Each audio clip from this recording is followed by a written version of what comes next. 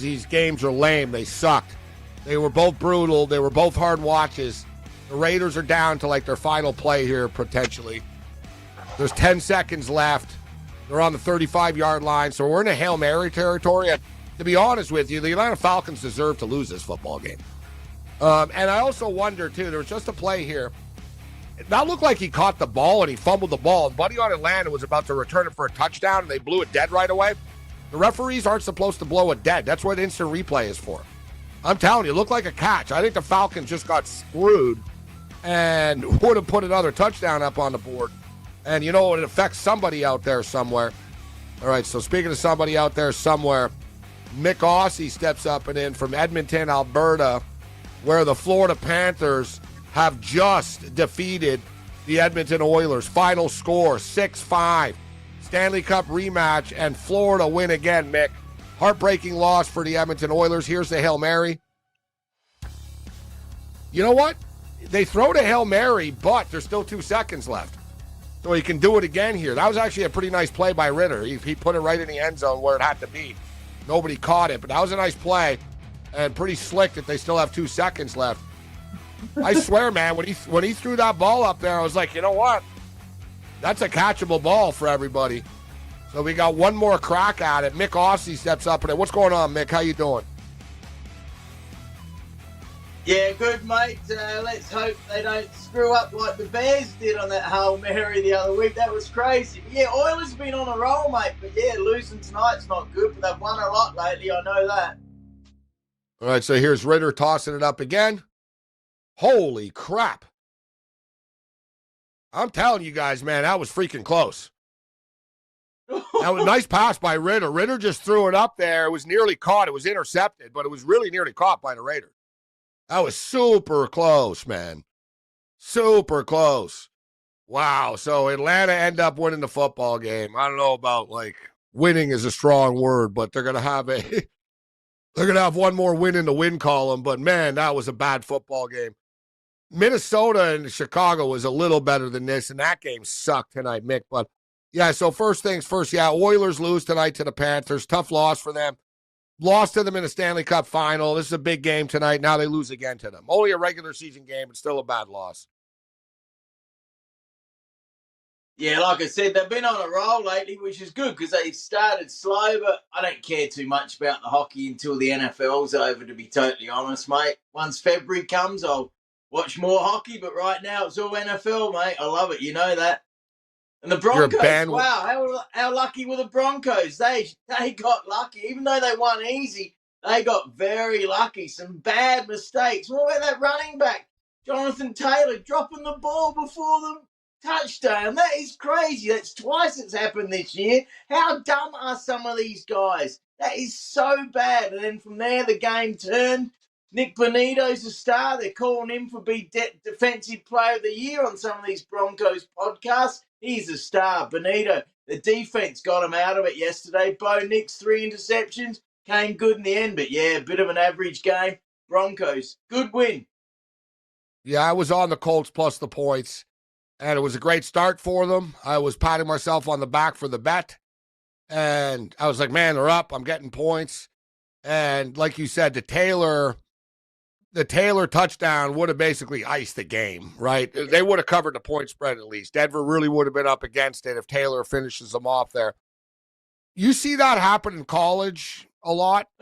Doesn't happen too much in the NFL once in a while, but really surprising that Jonathan Taylor, of all people, did that, right? I mean, this guy's a vet. He's a pro. That stuff hasn't happened to him before. He's not like some sort of like show off that's always doing stupid things. And it finally caught up to him. He just screwed up. And, you know, it was a turning point. And then that stupid, and even then, Mick, it was 17-13. Yeah. And Indianapolis were moving the ball. And for whatever reason, they decided to run some stupid, weird trick play that didn't have a hope in hell of working. And it ended up being a pick six. And then it was game, set, match. But, hey, the Broncos are rolling. You got to give them credit. They're finding ways to win. The offense isn't great now, but they're finding ways to win football games. Yeah, absolutely. And this Thursday night, I'm sure you want to talk about that big game, because if we can stay ahead of the Chargers, we will hopefully avoid going to Buffalo And then I hope we go to Pittsburgh Steelers, because even though it'd be horrible to lose to the Steelers, to beat them, the high would be amazing for me. So big game Thursday night. Broncos need to stay ahead of those Chargers Surfer guys. SportsGrid is available on the radio, internet, TV, satellite, and our mobile app. If you're not getting it, ask the nerdy kid next door. This is the SportsGrid Radio Network. Do you use the expensive blue or yellow pills to charge your sex life? Are you thinking about it? What?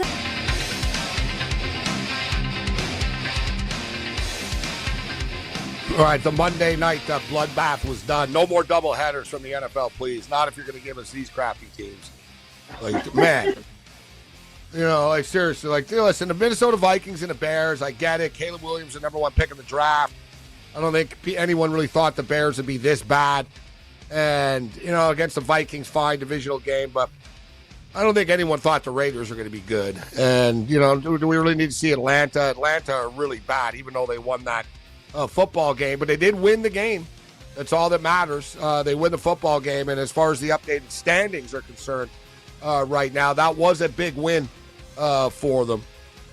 The Falcons right now, 6-7, and they came into tonight 6-7, so they get to 7-7. They're a game behind the Tampa Bay Buccaneers at 8-6, and don't forget they did beat the Tampa Bay Buccaneers twice, so they own the tiebreaker against the Bucs.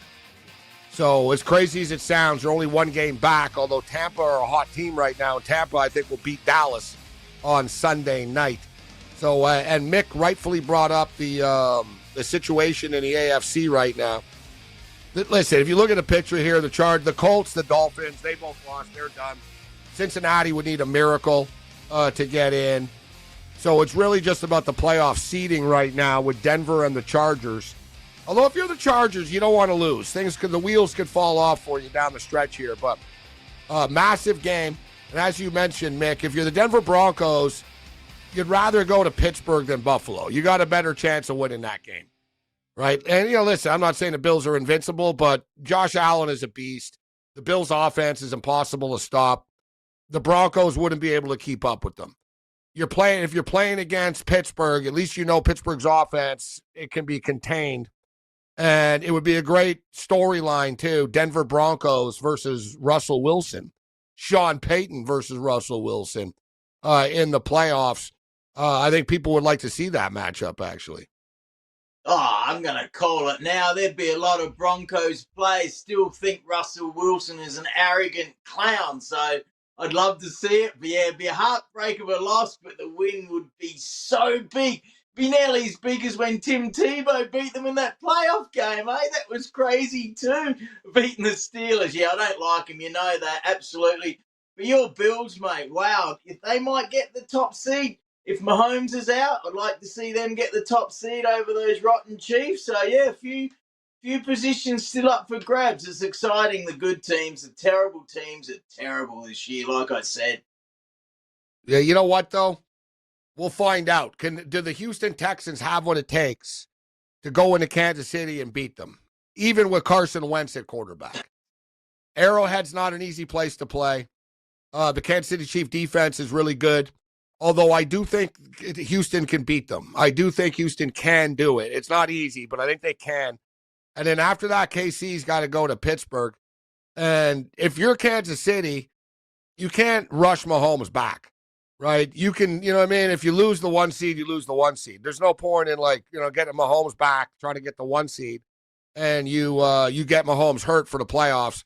KC have proven they can win on the road, so I don't think it's the end of the world for them. So you're right, Mick. I think Buffalo actually do have a puncher's chance still of getting this. If they lose, they got to lose twice, though. That's the whole thing, right? So they got to lose twice, and Buffalo need to win out, which I think they will. They got to lose this game on their home field. And then there's a really quick turnaround. They play on Saturday, and then they play on Wednesday on Christmas again, Mick, which I don't think Mahomes can play in either of these two games probably. And then they end up with the Broncos ending the season, which maybe they bench Mahomes and just rest him for the playoffs at that point in time. So Buffalo's still playing for something too. Yeah, look, that surprised me a little bit. The game was over. Mahomes was strapped his ankle up and was walking around. I can tell you from this experience, you injure your ankle, you get ice on it straight away to stop the bleeding. So he could have had ice on it earlier. I think he'll be all right. He walked around hobbling a bit, but that amazed me, mate. Ice is amazing to stop the bleeding. Anyone knows that straight away. Get it on that injury, and it can save you missing a week. Absolutely, it can. Yeah, well, I don't know. We see this all the time. Geno Smith last night. That happened last night. Geno Smith got hurt, and there he was walking around on the sidelines with his leg all wrapped up and stuff. And I was thinking, you're not playing in the game, and you want to play next week. Shouldn't you guys immediately begin the treatment? Yeah. Right? You know what I'm saying? Like, shouldn't you be out of uniform with the doctors already? And like, all right, he's out there on the field. It's stupid, right? You see it all the time, bro, in sports. NBA, same thing. Players get hurt, and they come back and they're sitting on the bench with their knees all messed up. It's like, dude, just get them out of there. But, all right, so Thursday night football, Denver and the Chargers. Interesting. Ooh, Colorado just hit the goalpost. They're coming close to scoring the Colorado Avalanche. They just hit the goalpost on the Vancouver Canucks, who were up 1-0 early in the second period of play. Big save by Demko, who is really crisp tonight after 2 rough starts coming back from injury. So what's your pick, Mick, for the game on Thursday? Chargers are 3-point favorites once again. They were 3-point favorites yesterday against Tampa, and they didn't cover. They lost the game. Now they're laying 3 to Denver. Denver on a roll right now. You think Denver going to win? Oh, of course I do. Definitely take them on the plus, and as a fan, I'm going to take them to win. I am worried about our running game. We talked this last week. And Javonte Williams was no good yesterday. McLaughlin was injured. Estime's okay. So our running game has been very, very average. And Pat Surtain II, he's got an ankle injury, I believe. So he is very doubtful. And also Herbert's got an injury as well, but he's tough, so he'll probably play. But Surtain is a worry. If he's not playing, he's a star at cornerback, as you know. I think we can win. Absolutely, I do. Chargers have lost a few in a row, but at home, you got to give them a bit of an advantage there. Broncos should bounce back. They were terrible on offense after that bye, so they were a bit rusty. Maybe the bye was worse for them because you keep the momentum going, right? Yeah, you look at this game, and I'm not sure there's going to be a lot of points in this one either.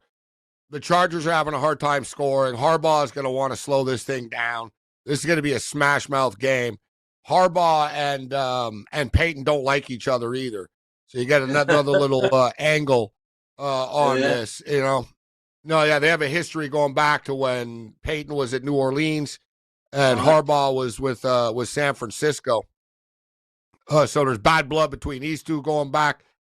So it should be a smash mouth football game. Should be better than tonight's 2 football games. And then Saturday we got a doubleheader.